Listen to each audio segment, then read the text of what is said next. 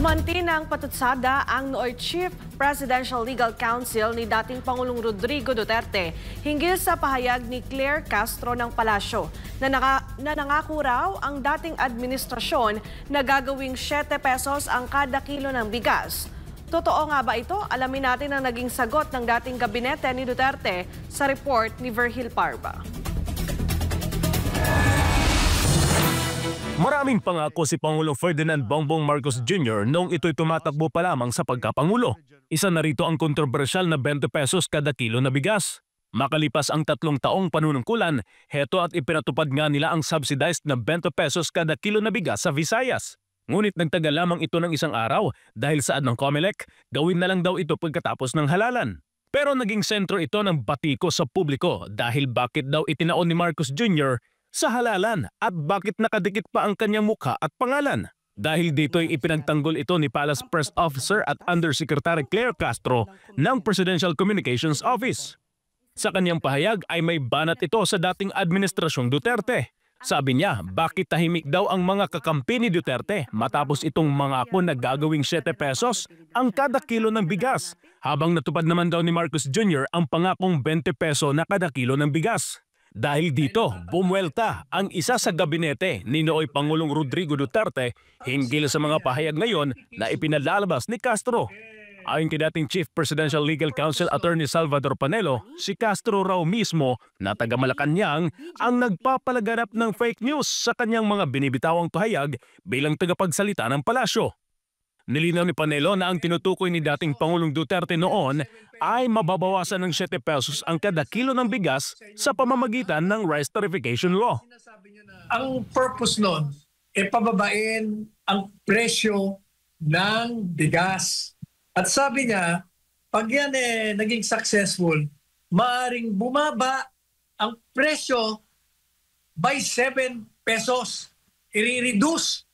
Kung baga, yung pagbili ng bigas noong panahon ng Presidente Duterte ay 37 pesos.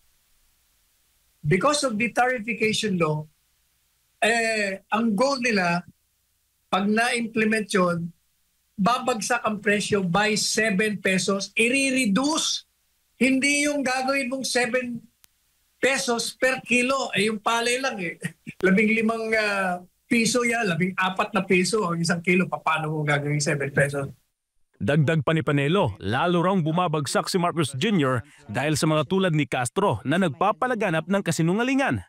This information mismo nanggagaling dyan sa Office of the President sa pamamagitan ni Aling Clara. Hoy, Aling Clara, ikaw ang nagbibigay ng dahilan kung bakit bumabagsak ang Pangulong Marcos Jr. Nagbibigay ka ng mga impormasyon na mali, kasinungalingan.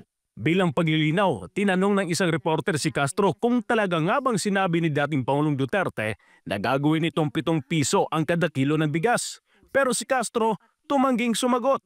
Anya, personal daw niya ito na pahayag at wala raw siya sa palasyo noong sinabi niya ito. Dahil dito, sinabi ni Panelo na dapat magbitiw na lang ito at umalis sa Malacanang dahil isa si Castro sa nagpapabagsak sa Marcos Jr. admin.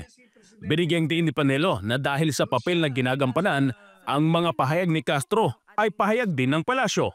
Tinamaan ng magaling. Ano bang klaseng tagapagsalita yan?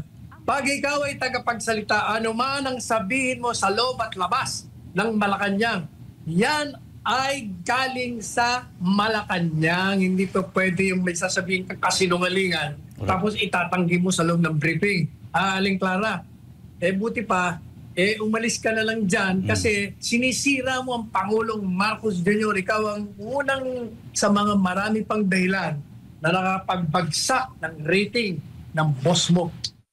Para sa Diyos at sa Pilipinas kong mahal, ito si Virgil Parba, SMNI News.